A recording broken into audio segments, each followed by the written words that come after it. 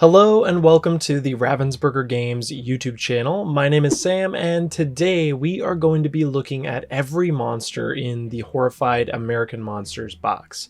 Now this is going to be the second video in our series where we're going to be talking about how to defeat them, what powers they have, and also what kind of puzzle they provide for the game.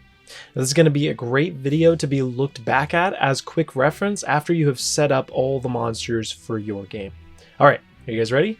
Let's go ahead and get started.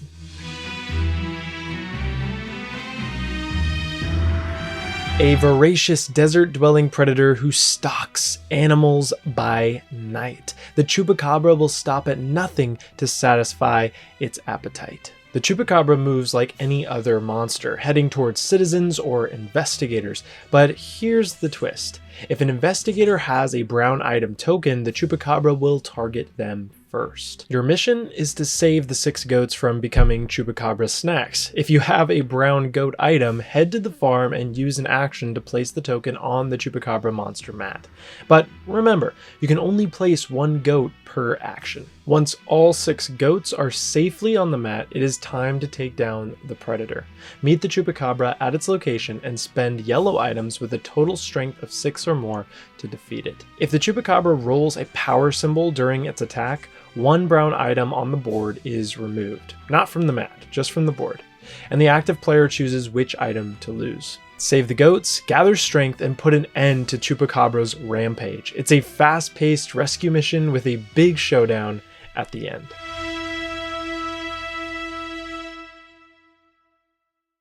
From the barren cliffs of South Dakota comes the Banshee of the Badlands and her eerie skeletal violinist, who lure unsuspecting travelers to their doom with mesmerizing melodies and unearthly wails. The Banshee's skeletal companion plays a haunting tune, and you'll need to survive its pull.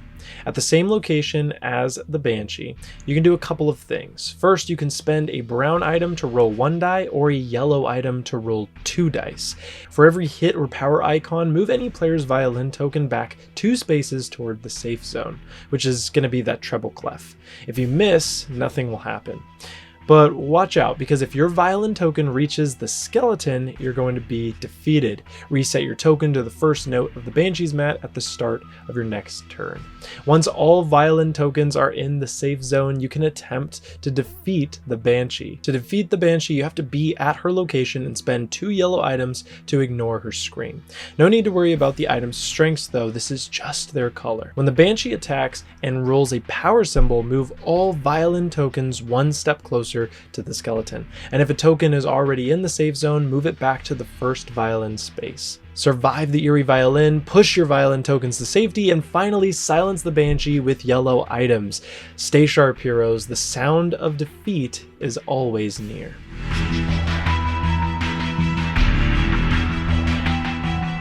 Powerful, dangerous, and mysterious despite his many hunters, even the merest sign of Bigfoot inspires terror in even the most stalwart of hearts. When activated for a monster strike, Bigfoot will roll dice before moving, but only if no investigators are in his location. If an investigator is present, he doesn't roll because honestly he's too busy hiding. Only the power symbol matters. Hits and misses are completely ignored. Bigfoot moves like a regular monster, but won't stop in a location with an investigator or a citizen. He's just going to keep going. And if Bigfoot encounters an investigator, he adds +1 to his movement to keep running. As Bigfoot moves, he leaves footprint tokens in each location he passes through. And if you run out of those tokens, just remove the one from the furthest space from Bigfoot's current location and reuse it. First thing you got to do is collect footprints. You can use the pickup action to gather footprint tokens and immediately flip a photo tile on the Bigfoot monster mat. Then you'll want to align the photo at the high school, so you can always spend an item to swap 2 photo tiles or slide tiles to an open space on the puzzle.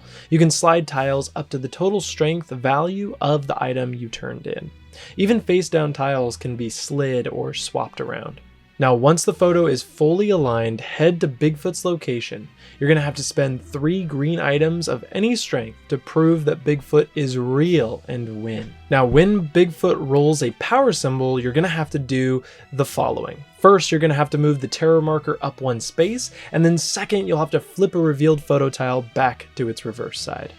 So follow Bigfoot's footprints, reveal and align his photo, and gather proof with green items to show the world that he exists. But just watch out for his mysterious power moves, because he's always one step ahead.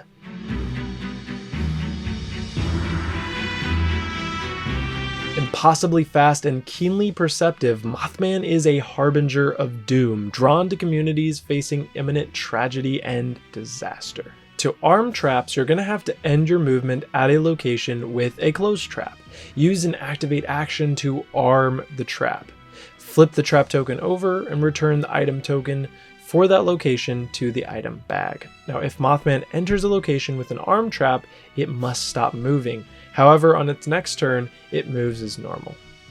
Once all 4 traps are armed, you can attempt to defeat Mothman. Be at the same location as Mothman, and that location must have an armed trap. Spend yellow items with a total strength of 10 or more to defeat Mothman.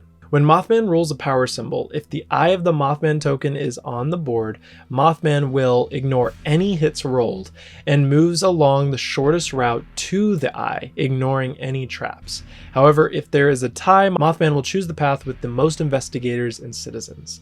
Anyone Mothman encounters will take 1 hit per power symbol rolled. Arm traps to slow down Mothman, lure it into the location with the trap, and spend strong yellow items to defeat it. But watch out for its eye power, because it is relentless and will prioritize its target at any cost.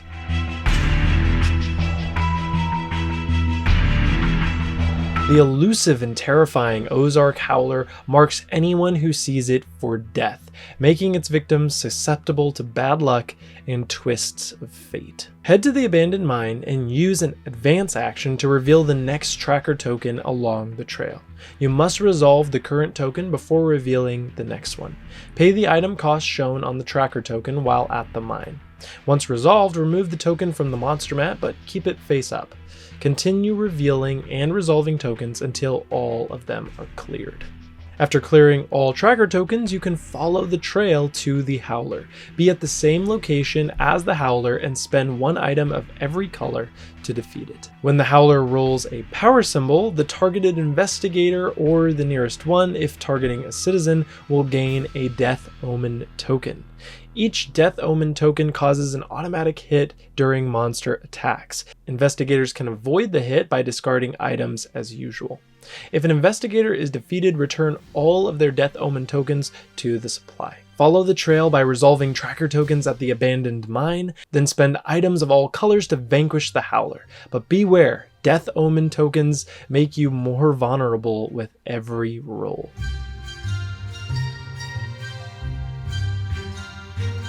The Jersey Devil emanates a malevolent aura that creates fear, confusion, and violence as it terrorizes the town while disguised as an ordinary human. The Jersey Devil is hidden among the citizens, spreading fear and chaos. Play as usual with events and monster strikes.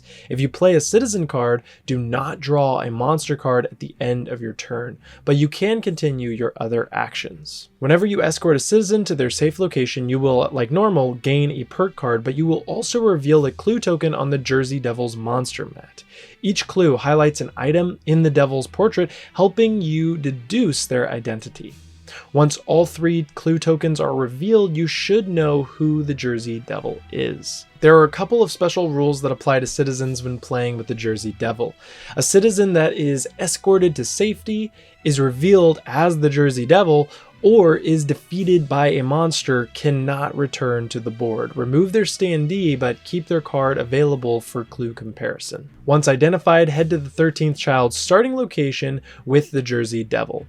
The citizen does not need to be on the board, just that location. Spend 14 plus strength in items of any color to defeat the Jersey Devil. After defeating the Jersey Devil, remove the Jersey Devil and the 13th child's standee if still in play.